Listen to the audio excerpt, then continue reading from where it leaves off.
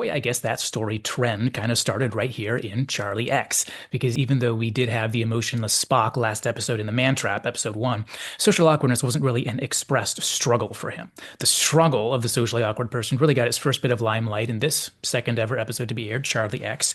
And that theme would then stretch throughout all Star Trek on up to the present day. Let's do a quick survey of the major portrayals of social awkwardness throughout all the various stages of Star Trek. The earliest example you might think would probably be the TOS of Vulcans. Vulcans are really, in a way, socially awkward, but it's not usually something that's seen as a real disadvantage. Vulcans don't tend to have serious issues resulting from their social awkwardness, but they definitely do have culturally related differences that make them socially different from those around them. And Spock sometimes fails to follow certain rules of etiquette, for example, but sometimes that's voluntary, and it doesn't seem to be a source of distress at all for Spock. And it doesn't seem to form a handicap as much as it does just kind of an annoyance for other people. And part of that's because Spock is just so generally successful in everything he does. And because he sometimes is also skilled at reading people, which is a part of usually what the deficit is for social awkwardness. But a lot of the time he seems like he can read people. But the times that this does become a really serious problem, certain situations, it seems like around leadership. And the one episode that comes to mind is the episode Galileo 7, where that shuttle crashes on the planet and Spock is in charge of the away team. And he really doesn't have the skills to lead them without what ends up happening is they end up resenting him and challenging his leadership basically the whole time. um, so the Vulcans, and then we get Charlie as a one-off character here in episode 2, who's more of the ordinary kind of socially awkward. And we'll get more into detail on that in the rest of the video. But moving on through the series, in the next generation, we have Data, who fits the social awkwardness stereotype in a much more disadvantaging kind of way than it does Spock. It's kind of like Data's the version of Spock who actually knows that something is missing and he's really struggling to fill that. And he tends to do things that are socially wrong in a more egregious way than Spock does. And I think tends to be more oblivious about those things than Spock. I think a lot of people on the autistic spectrum relate with both Data and Spock, and I think it'd probably be fair to say that Spock is more who they want to be and who they wish everybody would be, whereas Data is more someone they can, yes, they admire Data, but also relate to his struggles, his sense of discontent, his sense of handicap that Data experiences. Also in the next generation, Barclay.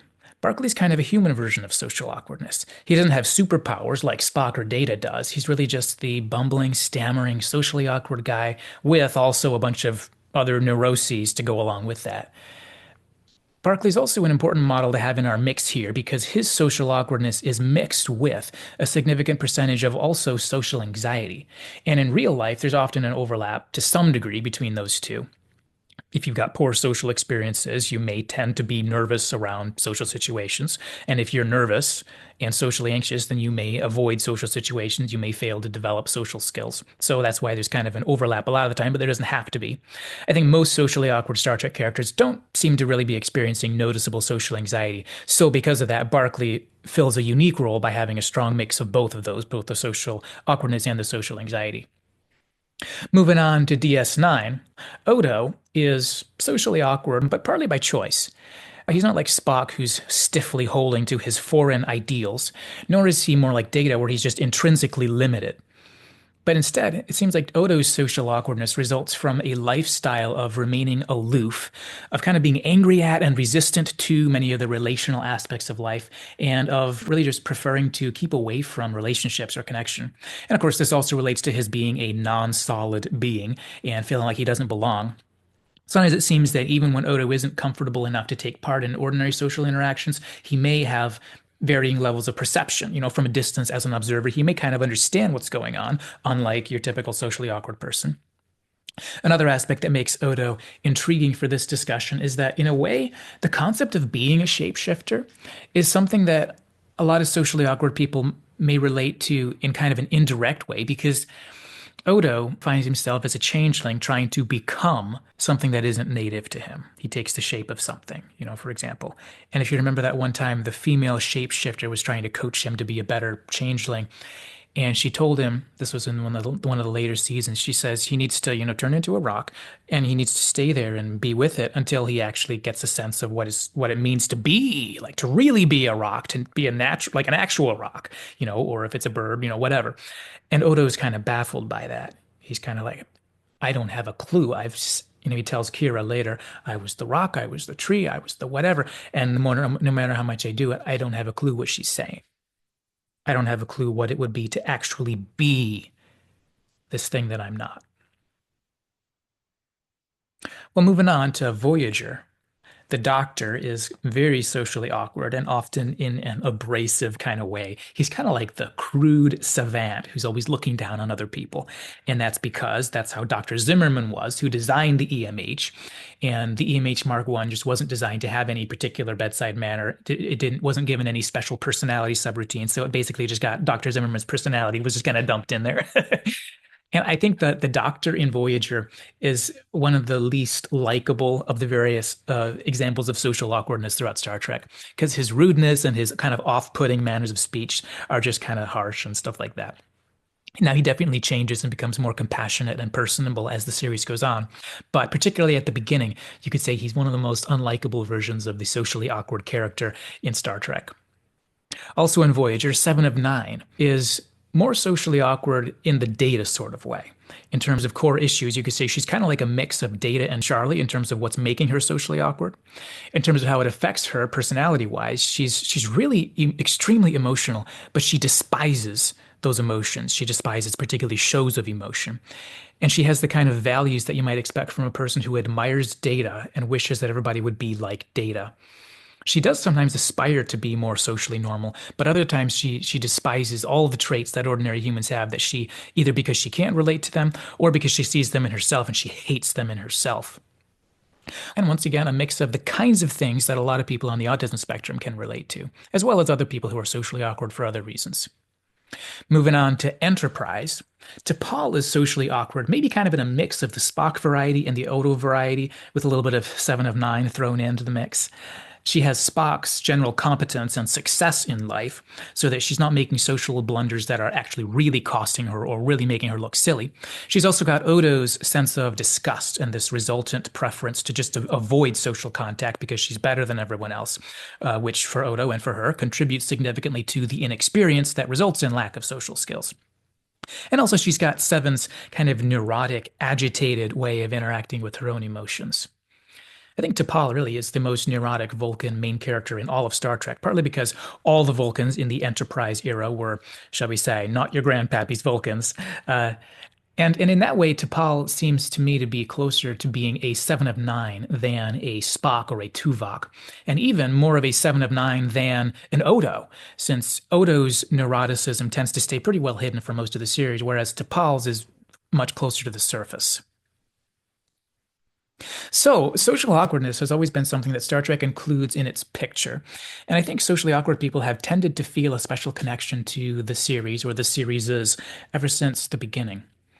In some ways, I think this might play into that stereotype that some of us have bumped into of the socially awkward nerd Trekkie, you know. And I think that's probably a fading stereotype by this point now. I think probably ever since 2009, when the Star Trek franchise has been moving closer to mainstream appeal, that stereotype has probably been fading a little bit. So, my next section here, I wanted to take a minute and just think about social awkwardness as a thing. So, why are people socially awkward? In real life, it seems to me there are a number of different variations or kinds of social awkwardness. And I think we see versions of most of these in Star Trek. So I'm going to list five. I'm going to call these number one, the isolation factor. Number two, the multicultural or the moving factor. Three, the neurological factor. Four, we could say lack of focus or lack of concern or something like that. And then five, I kind of threw in a miscellaneous one that's kind of more complicated. We'll get into that. So that first one, isolation. This is, if you think of the stereotypical homeschool kid like me, that was my story back long before COVID made homeschooling more normal. Um, and then this would also be that stereotype, sometimes you see this showing up in TV shows for humor, of the hillbilly who lived out in the mountains and never learned manners. You know, you could say this would be like a recluse who's been spending years by himself, or any person who's re-entering society. Maybe he was marooned on an island or stuck in prison or someplace else where he didn't have the social interactions or he didn't have normal social interactions, or any reason that would lead to somebody not getting out a whole lot, particularly during the more socially formative years of your life. That's the kind of person who's just not going to know the rules of social interaction, and especially to not know those specific rules that apply to the culture and the place that you're living in. So in Star Trek, Charlie definitely fits this category right into the mold because he hasn't been around humans for most of his life. He's young, he's a teenager. For most of the episode, we're led to believe that his early childhood didn't have any persons in it at all. Though later we find out that he actually was raised by persons. He was raised by these energy beings that not only have different cultural and social norms than us, but also a completely different kind of existence. So Charlie's one. Another example that comes to mind for this category would be Barclay from The Next Generation. We don't know a lot about Barclay's childhood, but we know that as an adult, he has severe social anxiety. So probably for most of his life, he's kind of been avoiding social situations, avoiding them like the plague, doing everything he can to be able to live his professional life and manage his professional life with a minimum of socializing. And that's going to result in the same thing as what Charlie had, even though Charlie was isolated, truly isolated, but Barclay's kind of isolating himself through his social anxiety. And the result of that is that you're going to be failing to learn skills because you're not in the social context where you would be learning those skills. Another example, a more colorful example that comes to mind for this category is the Voyager episode Future's End. You might remember Starling kidnaps the doctor. He digitally kidnaps the doctor through the link that the comm link he has with Voyager, and he gets to steal all the information, and the doctor comes down with all the computer data. And so Starling hooks the doctor up to this 29th century mobile emitter, and the doctor finds himself on the streets of a 20th century Earth city with Starling and the gang. And in some pretty humorous ways, the doctor demonstrates that he doesn't know how to interact with any part of this world around him. And he's really uncomfortable. And he doesn't even know how to run without looking strange. And that's because the doctor spent his life isolated from all of the rest of life inside sickbay. And especially, particularly, he was definitely isolated from this kind of large, open city kind of world that he finds now on Earth. And so he tries to pretend to Henry Starling, he tries to pretend that he's not excited or overwhelmed. He's definitely both of those. Starling's like, yeah, you got to be excited to be getting out for the first time. And the doctor's like, oh, no, but he's lying through his teeth because in actuality, the doctor's overwhelmed. He feels awkward. He's never been, quote unquote, out. Another example of this category, I think, would be Seven of Nine, particularly in regard to her interpersonal social skills. There's this one series of episodes where the doctor tries to give Seven lessons in social skills. And Tom's like, man, if this isn't the blind leading the blind when he hears about that. But so anyway, for those, the goal was for Seven to be able to learn things like how to mingle with groups and parties, how to have small talk, how to enter a conversation, how to leave a conversation, how to go on a date, all that kind of stuff. And the reason she has to learn those things is because she spent her whole life isolated from social interactions within the Borg Collective, where there weren't any social interactions. Kind of like the hillbilly who spent her whole life hanging out with people she already knows and people who don't, mingle in parties and all that kind of stuff. Seven of Nine, kind of like that. She has entered society without any opportunity to learn how to mingle in a crowd, make a friend, chat about the weather, etc. So that was the first category, isolation. The second category in my list is what I just called the multicultural or the moving aspect, for lack of a better term. I didn't spend a lot of time thinking up the word I was going to use here, but you'll get the idea of what I mean pretty quick. This is kind of the transcultural awkwardness that we find when somebody enters a culture from another culture where things are done differently. So this would be quite similar to, and it would go along with culture shock. In the real world, this would often be exacerbated by the language barrier. Of course, in Star Trek, we don't have that because there's a universal translator. And this category, I think, of course, it mixes with other ones, but it would probably be one of the most common aspects of social awkwardness that we see in Star Trek. This is a factor, one of various factors, but this is a factor in Spock's awkwardness and his failure to understand humans. Because even though, yes, he is wired differently from humans, but the main source of the confusion a lot of the time is the fact that he spent his whole life among Vulcans, who have an entirely different value system and they have different ways of interacting with one another, different expectations, etc., than humans.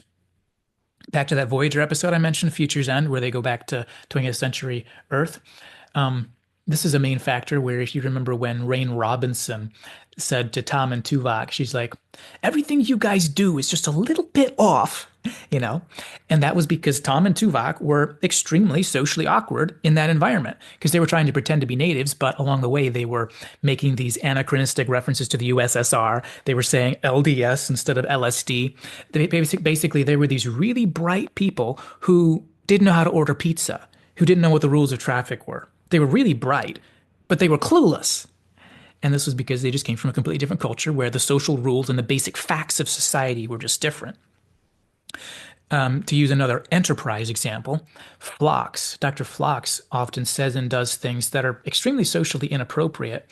And we could say it's kind of like social awkwardness, except Phlox isn't unskilled at social interaction in general, or he's not lacking social skills within his world. He's just lacking social skills among humans. So within this category, what looks like general social awkwardness is closer to what would go along with culture shock. But it's a very similar phenomenon because in both cases, it really is the lack of skills that would come from experience.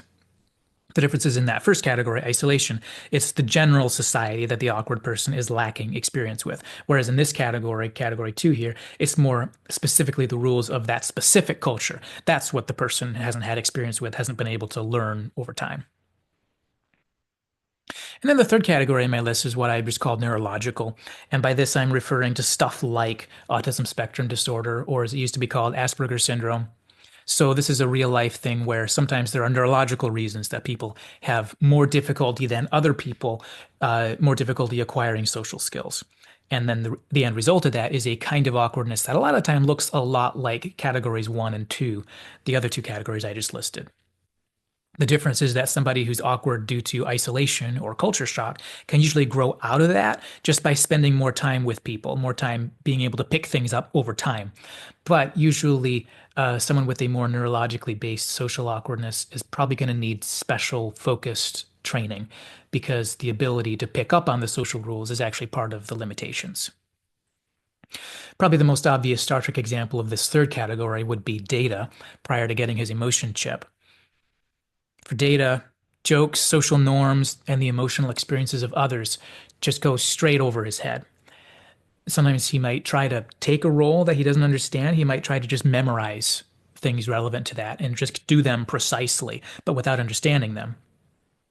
Now, the biggest difference here between Data and somebody on the autism spectrum is that Data actually doesn't even feel most emotions, whereas definitely being on the autism spectrum doesn't give you any less emotional experience than anybody else on the inside. The challenge is in regard to understanding those experiences, whether understanding them in yourself, understanding them in other people. But you've got the emotions, unlike Data, where there's the time when he breaks up with his girlfriend and then she leaves and then the camera stays watching Data and he says, "Hi, Spot," and he's just like completely, he just doesn't really care, because he actually doesn't have those emotions. Now, I think we could argue that Data has certain emotions, such as curiosity or interest or disappointment, desire. He's got emotions, but not ones that all humans have, such as sadness, for example, or loneliness or things like that. I think for this category, I think the Doctor in Voyager probably fits in this category a little bit, particularly in the beginning of the series. But the funny thing with the Doctor is because he is a pre-packaged hollow program, it's kind of hard to tell exactly what's going on. You could really put his obliviousness, you could put into almost any of our categories here, and it would still make some amount of sense. Another example that comes to my mind when I think of the autism spectrum in Star Trek is the Enterprise episode Carbon Creek. Now, I haven't seen this one for a long time, but my memory of the episode is that the Vulcans they portrayed in that episode, who crash landed on Earth in 1957. So this is I think it's not a time travel story. It's T'Pol remembering this old story from her grandmother or something like that. But anyway, so these Vulcans, they try to pass themselves off as humans. And my memory of it, like I said, it's been a while, but the way I remember it is that they were really portrayed far less like classic Vulcans or any Vulcans, and they were portrayed like real life humans who are on the autism spectrum. And I think that was probably done intentionally to draw a connection that Star Trek fans have made probably from the beginning, that those who find themselves more emotionally disconnected, those humans who find themselves more emotionally disconnected than their neurotypical friends, often find themselves relating with the Vulcans on Star Trek.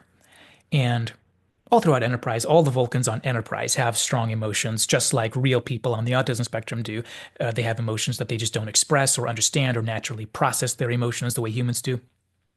But I think the way they used the Vulcans on Carbon Creek, at least from what I remember, it seemed like they were drawing that connection and showing us in that episode people who find themselves trying to coexist with neurotypicals and finding it to be sometimes challenging, sometimes discouraging, sometimes worth the effort.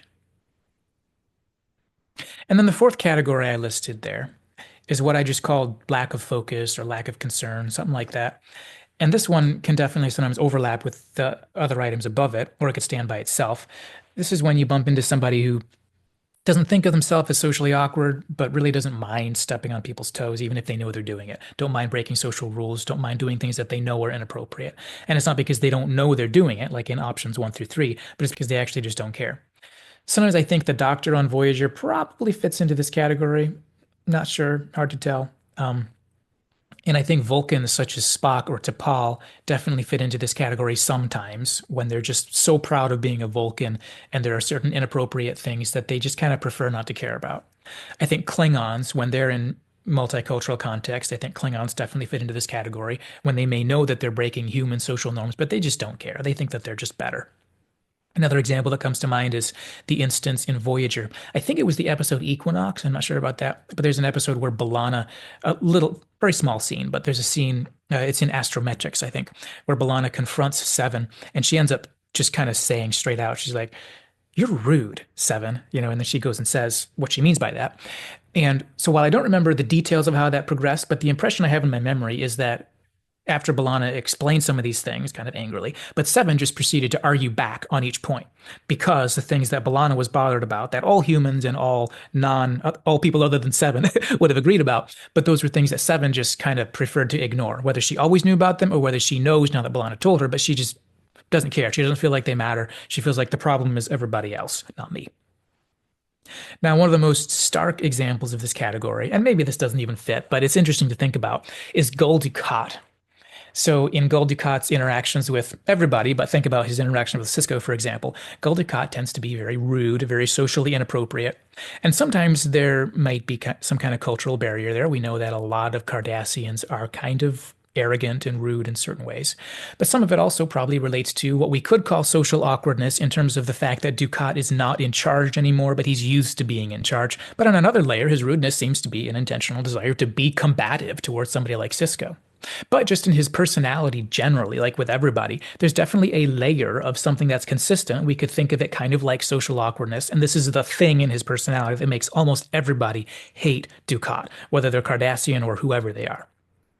But this layer, whether we want to call it social awkwardness or personality or what, I think it's something that consists of things that Dukat definitely has the knowledge and the neurological ability to change if he wanted to, but he prefers not to because he doesn't mind being abrasive and socially inappropriate by being rude and arrogant and difficult to talk to and breaking all the social rules. In fact, I think he kind of likes it a lot of the time. And sometimes, for example, probably with someone like Sisko, he's actually probably consciously trying to amp it up because he wants to make Sisko angry. And so while Dukat does that intentionally and out of ill will, I think any one of us can find ourselves in a similar kind of trap anytime you don't consciously prioritize and value the feelings of others. Anytime you don't make the effort to consistently be trying to learn habits of responding to other people's emotional expressions, other people's social expectations, etc., in a socially aware, in a considerate kind of way. And then fifthly, I just made a fifth category for some of the complicated and more confusing examples that are kind of mixing bits of all the above, and you're not sure exactly necessarily what's going on. And mostly for this category, I was thinking in Star Trek of Odo, because some of Odo's what might look like social awkwardness, some of that's intentional in the fact that he just doesn't want to fit in with other people. So that'd be category 4, the lack of motivation or concern.